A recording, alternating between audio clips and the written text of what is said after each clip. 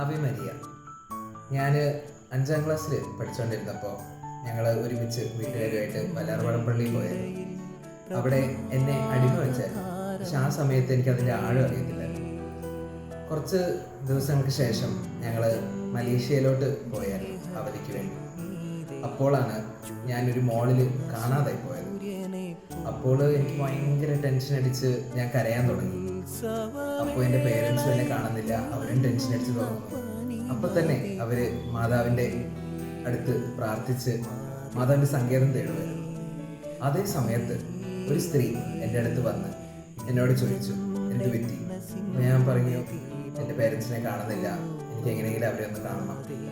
അപ്പോൾ ആ ചേച്ചി എന്നെ ആശ്വസിപ്പിച്ച് എൻ്റെ കൂടെ എൻ്റെ കൈ പിടിച്ചുകൊണ്ട് ഇൻഫർമേഷൻ ഡെസ്ക് വരെ കൊണ്ടുപോയി. അവിടുന്ന് അവർ അനൗൺസ്മെൻറ്റ് പറഞ്ഞ് അങ്ങനെ എൻ്റെ പേരൻസുമായിട്ട് ഞാൻ പിന്നെയും തിരിച്ച് ഒരുമിച്ച് വന്നു.